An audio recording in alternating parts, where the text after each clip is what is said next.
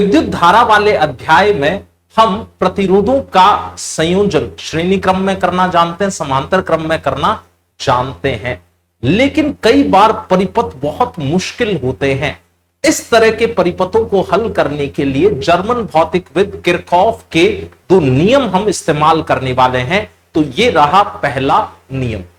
ये पहला नियम जो है वो आवेश संरक्षण पर आधारित है। कैसे? मान लीजिए कि इस तार से आपने धारा I1 बोल रखी है, यहां आगे दो तार और जा रहे हैं और ये कोई संधि है। इधर आपने I2 बोल रखी है धारा, इधर आपने I3 बोल रखी है। तो अगर इस संधि पर आप किरचॉफ का पहला नियम लगाएं तो आप क्या लिखेंगे? I1 बराबर I2 प्लस I3, यानी कि किसी संधि पर आने वाली कुल धारा इज इक्वल टू जाने वाली कुल धारा। क्योंकि संधि आवेशों को खाएगी थोड़ी ना।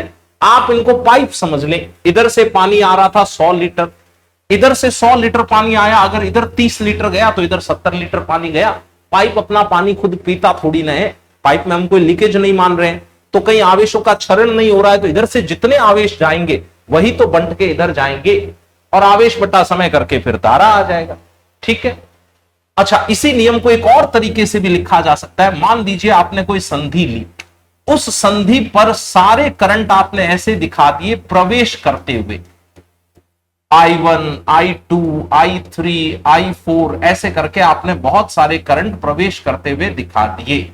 तो आप लिखेंगे I1 plus I2 plus I3 plus I4 plus I5, सबका योग 0 आएगा। अगर किसी एक संधि पर आपने सारी धारा प्रवेश करती सी दिखाई है तो फिर इनका योग 0 आना चाहिए। अब जब आप इसको हल करेंगे ना तो कुछ जगह आपको ऋणात्मक चिन्ह मिले, है ना।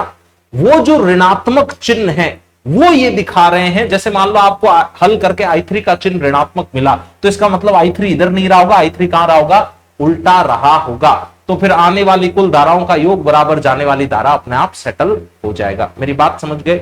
इसको गणितीय रूप से हल करेंगे तो कुछ धाराओं के चिन्ह ऋणात्मक मिलेंगे। चिन्ह ऋणात्मक मिलने का मतलब है आपने जिधर दिशा दिखा रखी है वास्तव में दिशा उसकी क्या है? विपरीत है। यह नियम एक और तरीके से भी लिखा जा सकता है। अगर आपने ये संधि बना रखी है और इससे आपने सारी धाराएं निर्गत की है, बाहर दिखाई है, I1, I2, I3, I4, तो इस रूप में नियम लिखा जाएगा कि I1 plus I2 plus I3 plus I4 is equal to 0। इसे जैसे ही आप हल करेंगे, जो धारा ऋणात्मक आई इसका मतलब उसकी दिशा क्या करनी होगी? आपको विपरीत। मान लो हल करने पर I3 ऋणात्मक आई, यानी कि I3 की दिशा विपरीत रही होगी, तो फिर I3 ऐसे प्रवेश कर रही होगी और बाकी धाराएं बाहर निकल रही होगी। क्या बात समझ में आई? ये आवेश संरक्षण का ही सिद्धांत है। आप इसे लिखिए, फिर हम देखेंगे किरचॉफ का दूसरा नियम। दूसरा नियम जो है वो ऊर्जा संरक्षण पर आधारित है। इसे समझने के लिए हम एक परिपथ यहां ले आते हैं, इससे समझना हमारे लिए थोड़ा आसान हो जाएगा। अब इस परिपथ में मान लीजिए यहां एक बैटरी लगी हुई है, यहां एक बैटरी लगी हुई है। परिपथ बंद है तो परिपथ में धारा होगी, धारा होगी तो ये प्रतिरोध गर्म होंगे तो ऊष्मा प्राप्त होगी। तो वो ऊष्मा आई कहां से? इसकी जो रासायनिक ऊर्जा है वही अंततः आपको ऊष्मा ऊर्जा के रूप में मिलेगी। इस बैटरी और इस बैटरी की रासायनिक ऊर्जा कम होती जाएगी और वो आपको इधर ऊष्मा ऊर्जा के रूप में मिलती जाएगी। यानी कि किरचॉफ का दूसरा नियम जो है वो ऊर्जा संरक्षण का सिद्धांत है। अब इसे लगाना सीखने के लिए हमें 2-3 छोटी छोटी बातें पता होनी चाहिए, महत्वपूर्ण बातें हैं, ध्यान दीजिएगा। बैटरी जब कभी भी आप किसी परिपथ में बनाएंगे, पहली महत्वपूर्ण बात, तो बैटरी हमेशा अपने प्लस और माइनस चिन्ह परिपथ में लेके आती है। जैसे माइनस प्लस चिन्ह आपने बैटरी के दिखाने हैं यूं, ठीक है। दूसरी महत्वपूर्ण बात, अगर आपके पास कोई प्रतिरोध है परिपथ में और उसमें आपने धारा ऐसे दिखा रखी है, तो इसका मतलब प्रतिरोध का ये सिरा धनात्मक होगा, उच्च वोल्टता वाला सिरा होगा, और प्रतिरोध का ये सिरा ऋण वोल्टता वाला होगा, कम वोल्टता वाला होगा। प्रतिरोध में जिधर धारा प्रविष्ट कर रही थी ना, आप वो सिरा उच्च वोल्टता का दिखाएंगे, दूसरा सिरा आप निम्न वोल्टता का दिखाएंगे। या मान लीजिए यही प्रतिरोध मैंने फिर से लिया और इसमें धारा इस बार ऐसे भेजी। अगर धारा ऐसे है तो भाई आपको ये सिरा धनात्मक दिखाना है और ये सिरा प्रतिरोध का ऋणात्मक दिखाना है। याद रखिएगा, प्रतिरोध में धारा सदैव उच्च वोल्टता से निम्न वोल्टता की तरफ होगी। इतनी बात समझ में आ गई। और तीसरी महत्वपूर्ण बात, हम किसी एक बिंदु से प्रारंभ करते हैं इस लूप में, इस पाश में चलना, और घूम के उसी बिंदु तक आते हैं, तो समीकरण के दाहिने पद में हम इक्वल टू 0 वाला मान उपयोग में लेंगे। ये बात मैं आपको लिख के बताता हूं। जैसे मान लीजिए आप यहां से चलेंगे और ऐसे ऐसे ऐसे ऐसे घूमेंगे, ऐसे घूमते घूमते घूमते यहां से चल के यहां से चल के यहां से चल के पुनः यहीं पहुंच जाएंगे। यहां से चले और घूम के यहां पहुंच गए, तो आप जो समीकरण लिखेंगे उसमें लिखना पड़ेगा इक्वल टू 0। अब देखिए, लिखना है केवल केवल विभव पतन हमें LHS में। यहां से चालू किया, यहां से चालू किया, तो देखिए इस परिपथ में हमने धारा किधर मानी, क्या I1 ऐसे दिखा रखी है?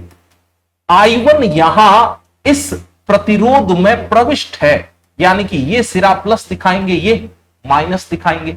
अब इस I1 के कारण यहां कितना विभव पतन होगा? प्रतिरोध पर विभव पतन होता है I इंटू R, यानी कि यहां विभव का पतन होगा I1 इंटू 30। और हमें हमेशा आखिरी चिन्ह उपयोग में लेना होता है। आगे बढ़ते हुए आखिरी चिन्ह ऋणात्मक आया तो यहां ऋणात्मक लिखना है। फिर समझ लीजिए बात, एक बिंदु से चलना शुरू करेंगे, घूम के उसी बिंदु तक वापस आएंगे, तो इधर तो इक्वल टू 0 लिखना है। फिर हमें सारे विभव पतन लिखने हैं। विभव पतन लिखने में आपको हमेशा आखिरी चिन्ह चुनना है। प्रतिरोध में जिधर धारा प्रविष्ट हुई वो बिंदु आप धनात्मक दिखाइए, फिर बचा हुआ तो अपने आप ही क्या दिखाना है? ऋणात्मक, यानी कि वो उच्च वोल्टता का बिंदु है और ये निम्न वोल्टता का बिंदु है। चलो यहां से आगे बढ़े आगे बढ़े आगे बढ़े। ये तार है, यहां कोई विभव का पतन नहीं हुआ, यहां कोई विभव का पतन नहीं हुआ, यहां विभव का पतन नहीं हुआ। मैंने कहा था बैटरी अपने प्लस माइनस चिन्ह लेके आती है, तो ये प्लस है और ये माइनस।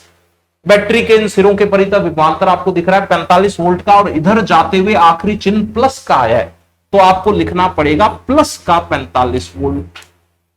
सहमत है? फिर अब यहां से आगे बढ़े, यहां से आगे बढ़े, तो देखिए इस परिपथ में धारा इन्होंने I3 बोल रखी है। I3 यहां एंटर कर रही है 1 ओम में, तो इसका मतलब ये प्लस दिखाएंगे और ये माइनस दिखाएंगे। प्रतिरोध में जिधर धारा एंटर करती है वो सिरा, वो टर्मिनल उच्च वोल्टता का होगा, बचा हुआ अपने आप ही निम्न वोल्टता का होगा। तो यहां जो विभव का पतन आएगा वो आएगा I3 इंटू R। और आगे बढ़ते हुए हमें हमेशा आखिरी चिन्ह लेना होता है, तो भाई आखिरी चिन्ह तो यहां माइनस का आ रहा है और विभव का पतन है I3 इंटू 1। सहमत है? आगे चले आगे चले आगे चले, यहां पर धारा फिर से I3 है। I3 इधर प्रविष्ट हुई है, तो आप ये वाला चिन्ह दिखाएंगे क्या? प्लस, और ये दिखाएंगे माइनस। और यहां जो विभव का पतन है वो आएगा I3 इंटू 40। हमें चलते हुए आखिरी चिन्ह लेना होता है, तो भाई आखिरी चिन्ह तो मुझे पता है माइनस का आ रहा है और मान आया I3 इंटू 40। ठीक है, ये समीकरण हमने इस पास के लिए नियम लगाना सीख लिया। इस लूप के लिए नियम कैसे लगेगा वो हमने सीख लिया। अच्छा, यही समीकरण एक और तरीके से भी लिखी जा सकती है। आप इन सारे पदों को उधर ले जाइए तो इनके चिन्ह बदल जाएंगे सबके, और इधर 0 दिख जाएगा, तो इधर तो बचा 0।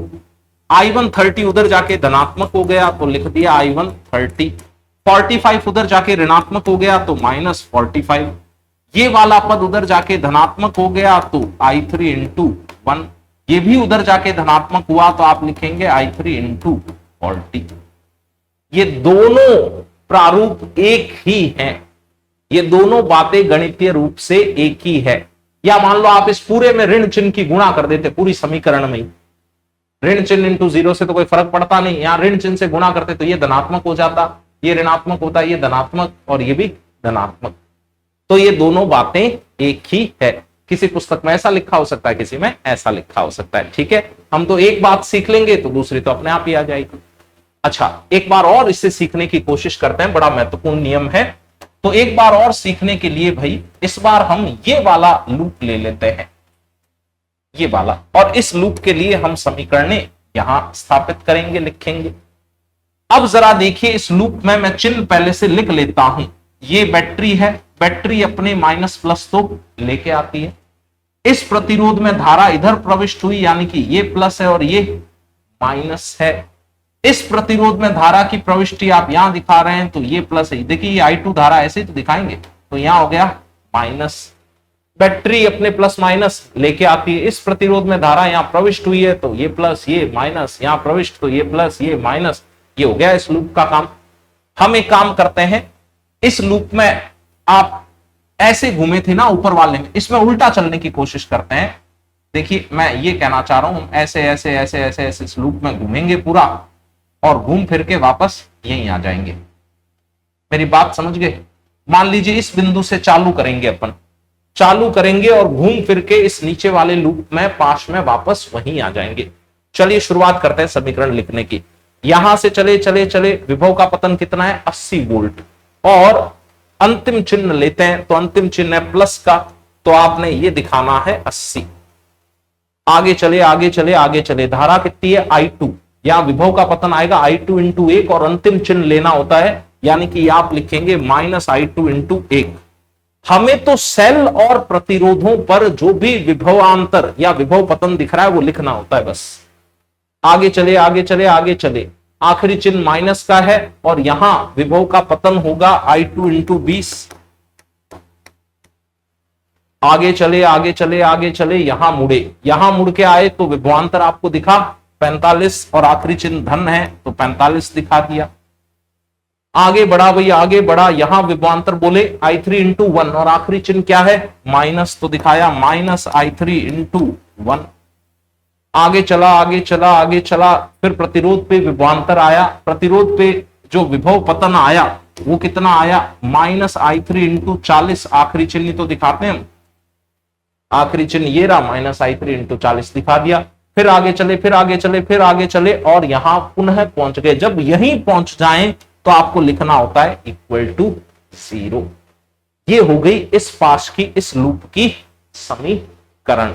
आप चाहें तो इस पूरी समीकरण को ऋण चिन्ह से गुणा कर दें तो एक नया प्रारूप आपको दिख जाएगा, हालांकि वो होगा पिछले जैसा ही गणितीय रूप में अगर देखें तो, या आप इन सारे पदों को उधर ले जाके लिख दे तो आपको प्रारूप दिख जाएगा। ये काम आपके लिए मैं कर देता हूं। मैं ये कहना चाह रहा हूं कि हम सारे पदों को उधर ले जाएं, तो यहां तो 0 बच गया, इज इक्वल टू उधर आ गया minus 80 plus I2 into 1 plus I2 into 20 minus 45 plus I3 into 1 plus I3 into 40। एक बड़ा लूप लेके हम समीकरण लिखने की कोशिश कर लेते हैं। बड़ा लूप का मतलब यह है ए से चले H पे गए, D पे गए, E पे गए, F G वापस A पे आ गए। मैं यहां लिखता हूं ये बात।